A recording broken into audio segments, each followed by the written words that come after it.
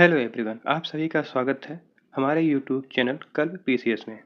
दोस्तों, हम आज शुरू कर रहे हैं भारतीय संविधान। हम थोड़ा फैक्चुअल भारतीय संविधान को कवर करेंगे। तो आइए शुरू करते हैं।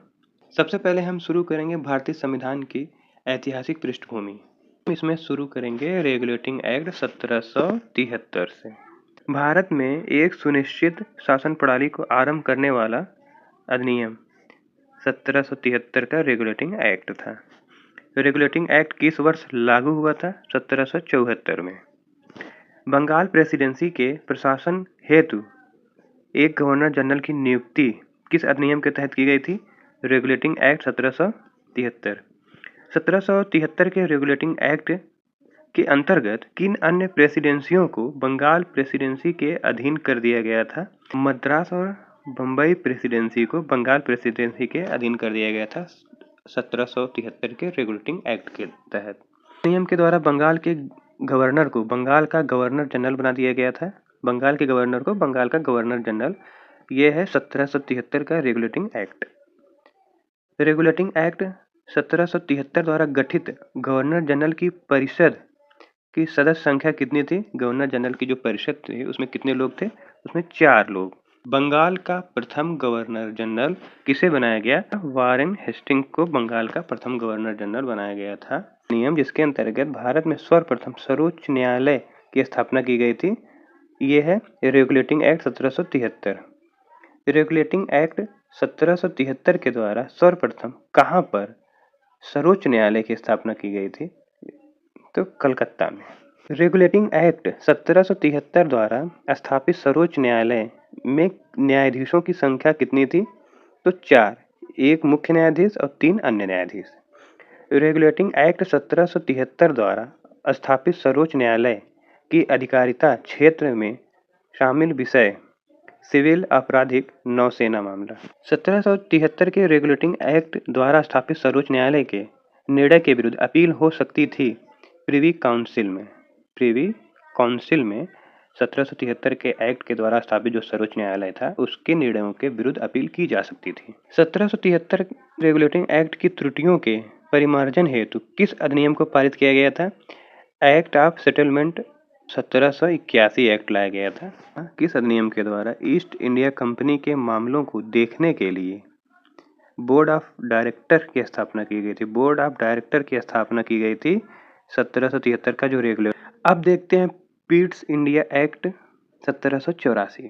किस अधिनियम के द्वारा ईस्ट इंडिया कंपनी के व्यापारिक और राजनीतिक कार्यों को पृथक किया गया था? ये पीट्स इंडिया एक्ट 1784 के थे।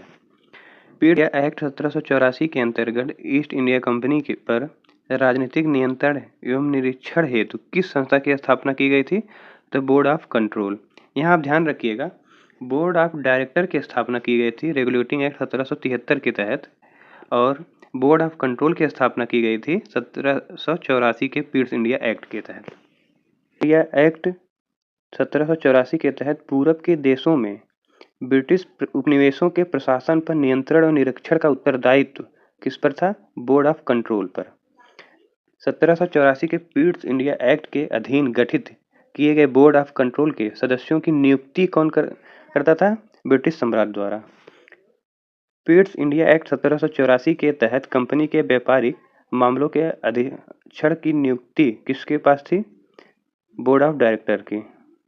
1786 अधिनियम अब देखते हैं। गवर्नर जनरल को विशेष परिस्थितियों में अपनी परिषद के निर्णयों को निरस्त करने अथवा लागू करने का अधिकार दिया गया था 1786 के अधिनियम के तहत। किस अधिनियम के द्वारा गवर्नर जनरल को प्रधान सेनापति की शक्तियां भी प्रदान की गई? ये था 1786 का अधिनियम। देखते हैं चार्टर एक्ट 1793। चार्टर एक्ट 1793 के तहत ईस्ट इंडिया कंपनी के व्यापारिक अधिकारों को कितने वर्षों के लिए बढ़ा दिया गया था? 20 वर्षों के लिए। किस चार्टर के द्वारा नियंत्रण मंडल बोर्ड ऑफ कंट्रोल के सदस्यों को भारत के राजस्व से वेतन देने का प्रावधान किया गया था? ये इंपॉर्टेंट है। ये 1793 के चार्टर अधिनियम के द्वारा। चार्टर के द्वारा यह स्पष्ट किया गया कि गवर्नर जनरल बंगाल में अपनी अनुपस्थिति के समय परिषद के असैनिक सदस्यों को अपने परिषद का उप प्रधान नियुक्त कर सकते हैं। ये तो 93 1793 के चार्टर एक्ट के द्वारा। नियम के द्वारा बिना लाइसेंस के शराब की बिक्री पर रोक लगा दी गई थी। तो ये 1793 का। अब बात करते हैं चार्टर एक्ट 1813। किस चार्टर द्वारा सभी अंग्रेज व्यापारियों को भारत के व्यापार की छूट प्रदान की गई? तो ये था 1813 का एक्ट। भारत में ईसाई धर्म के प्रचार की अनुमति 1813 चार्टर एक्ट। चार्टर के द्वारा भारत में शिक्षा पर ईस्ट इंडिया कंपनी को 1 लाख रुपए खर्च करने का प्रावधान किया गया था। Charter act 1813। किस अधिनियम के द्वारा ब्रिटिश संसद ने चाय और चीन के साथ व्यापार को छोड़कर ईस्ट इंडिया कंपनी के भारत के साथ व्यापारिक एकाधिकार को समाप्त कर दिया था? 1813 के एक्ट के द्वारा। बात करते हैं charter act 1835। East India company के सभी वाणिज्य एकाधिकार समाप्त कर दिया गया था 1833 के एक्ट के द्वारा। 1833 का जो एक्ट था उसके तहत ईस्ट इंडिया कंपनी के सभी वाणिज्यिक एकाधिकार समाप्त कर दिए गए थे। इस अधिनियम के द्वारा बंगाल के गवर्नर जनरल को संपूर्ण भारत का गवर्नर जनरल बना दिया गया था। 1833 का चार्टर एक्ट था। प्रथम गवर्नर जनरल कौन थे? William Bentinck. चार्टर जिसने बम्बई मद्रास की परिषदों की विधि निर्मात्री शक्ति समाप्त कर दी, तो ये था 1833 का चार्टर एक्ट। चार्टर एक्ट 1833 के किस धारा में यह उपबंध किया गया कि किसी भी भारतीय को मात्र धर्म, जन्म स्थान, वंश, वर्ण के आधार पर सरकारी सेवाओं के लिए अयोग्य नहीं माना जाएगा?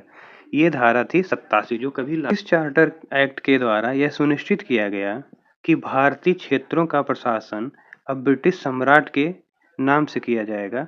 तो ये था चार्टर एक्ट 1833। किस चार्टर के द्वारा भारत में दास प्रथा को गैर कानूनी घोषित किया गया? तो चार्टर एक्ट 1833। गवर्नर जनरल की परिषद में एक विधि विशेषज्ञ जो चौथा सदस्य के रूप में शामिल हुआ था, यह प्रावधान कब किया गया था? 1833 का जो चार्टर एक्ट था।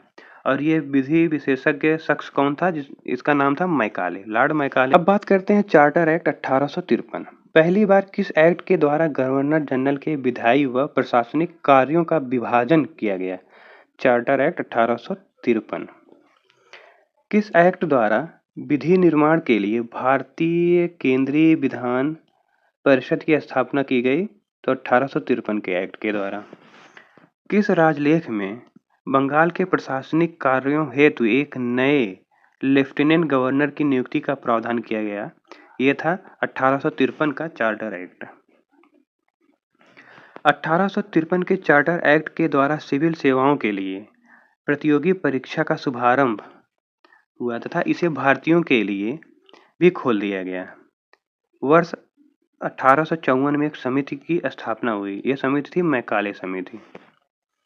भारतीय विधान परिषद में पहली बार क्षेत्रीय प्रतिनिधित्व का सिद्धांत कब आरंभ किया गया? 1853 के चार्टर के अनुसार स्थापित विधान परिषद में।